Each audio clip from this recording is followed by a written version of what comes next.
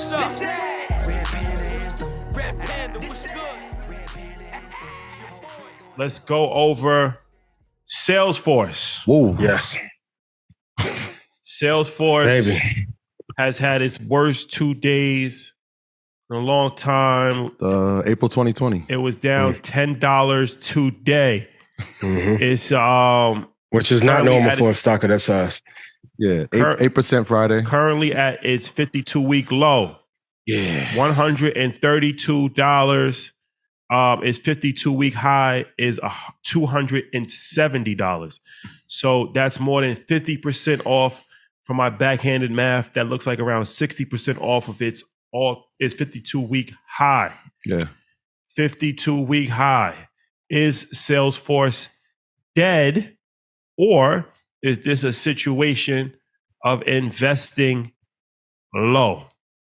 Well, for those who are loyal Market Mondays followers, y'all know that Salesforce was once a part of the portfolio. What is Salesforce? It is the number one CRM, so customer relations management company in the world. A couple of things have happened. When they were at a high in November, I think maybe December of 2020, they were at $310. They made some acquisitions. One of the key ones, obviously, being Slack, which was $27 billion. Mm-hmm. A couple of things have happened. When you do acquisitions, you gotta be ready for these type of things. When they acquired Slack, the number one goal was to compete in that space or knock out the competition, which was Microsoft Teams. Mm-hmm. Microsoft Teams has not fallen off. It has actually only gotten stronger. That has not helped the acquisition of Slack. But a couple of things that people may not have been aware of. Okay, so the last 2 weeks, they've had some key executives leave, right? Step down or announce that they are leaving. Here is what makes it super interesting. So they acquired Slack for $27 billion, right? They acquired Tableau, which was another computer software company, for $15 billion. And MuleSoft, which is another smaller company, they acquired for $6 billion. So since 2018, they've spent $50 billion in acquisitions. $50 billion. Over the past 3 weeks, 3 executives stepped down. Let me tell you where they are from. Okay? Salesforce CEO, Brett Taylor, stepped down. Stuart Butterfield, he is actually the president, or was the president of Slack. He was the CEO of Slack. There was another CEO who stepped down, and that was the CEO of Tableau. So the two CEOs of the companies that you actually acquired have now stepped down. And the person who actually brokered the deal, Brett Taylor, who was a co-CEO of Salesforce, has also stepped down.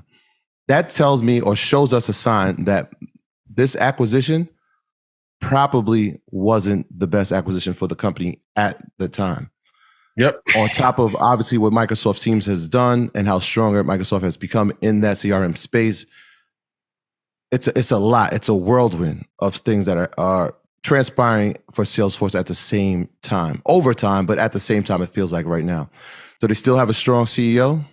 I believe so. Are they in a world of trouble right now? They're in some trouble, but are they a strong company? Yes. Is it the depth of them? Ian, I'm going to say no.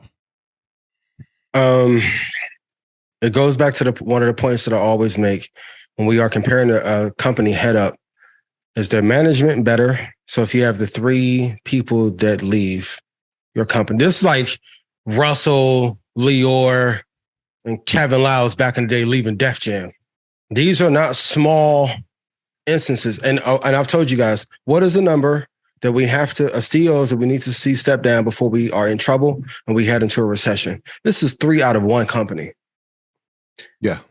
Number 2, going back to that risk to reward ratio. So whenever I'm looking at a company and they're making all these wild acquisitions and they were needed, what is a return that you're expecting to get on these acquisitions?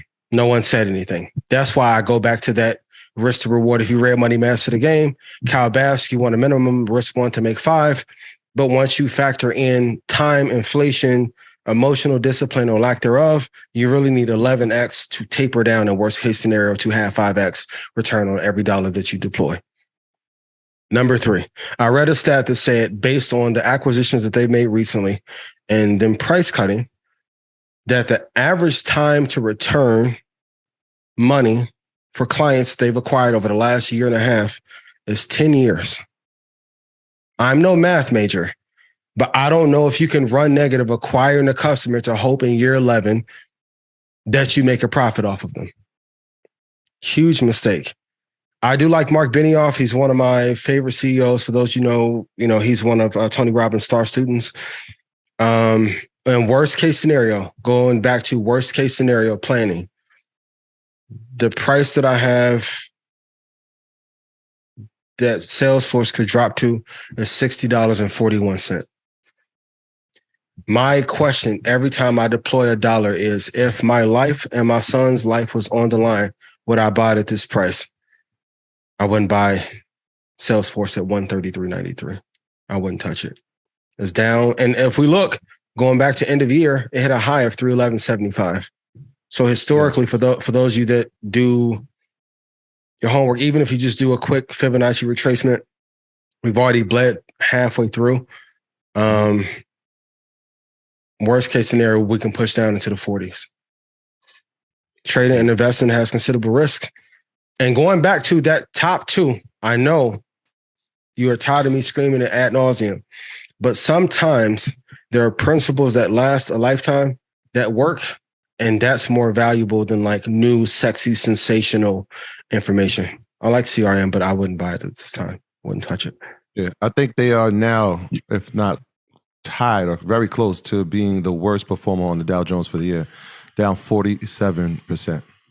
Yep. I think them and Intel are really close to being the worst performers on the Dow. And Shelly just put it, 50 CEOs have stepped down since last year. You think they're doing that because they just want to play 2K all day?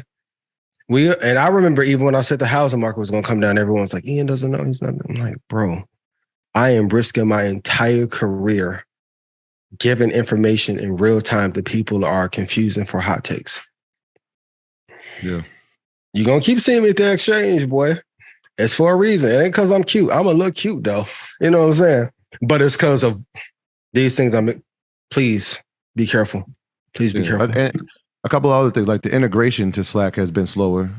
People were obviously at home, right? So communicating through a CRM made a lot of sense. But as people go back to work and as the integration process is still happening, the option, Microsoft Teams, looks like a better option right now. Will it be the long term? We'll see. But they got a battle. And we have an honest sidebar. Go ahead. And I'm not drinking Smoothie King. It's alkaline water. Nigga spits. And this ties to the FTX thing that I brought up earlier. But even with Slack was a mediocre product that got exceptional venture and angel backing. Would you have paid for Slack what they paid for it? Some of this is common sense.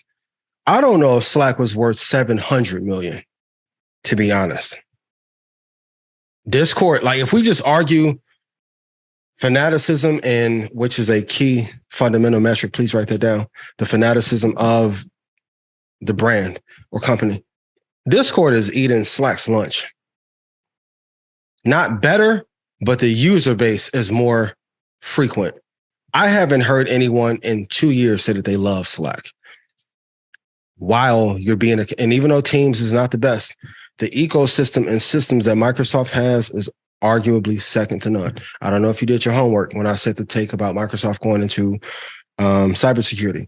Go look a couple years ago what companies they acquired in the cybersecurity space. And in 2 years, they'll probably launch. They have so many deals that when you begin to face, I want you to look at Apple and Microsoft as the mafia in the 1960s. That is an opponent you do not want to have because they can either replicate your software, duplicate it at scale, or beat you behind the scenes with government contracting and B2B.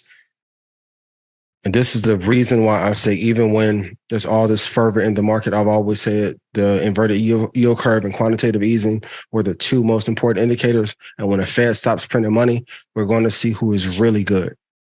I'm really worried that in a couple of years, some of our biggest tech companies are going to go down because they didn't have basic math skills to understand what the correct risk to return was, and they wouldn't stop overspending. I know we get a lot of criticism for praising rappers, but I will tell you, the way Salesforce was spending, you would think it was Lil Baby, Yo Gotti or somebody. Because if you put up $52 billion, when are you expecting to get a return on that? They would have been better off just sitting on cash. And that's why I say people like Buffett, when people are saying in the crypto space, he lost his touch, he's too old. I'm like, it's really hard to lose with sitting on a few $1 billion in your treasure chest, waiting for everyone to go bankrupt and then buying them out.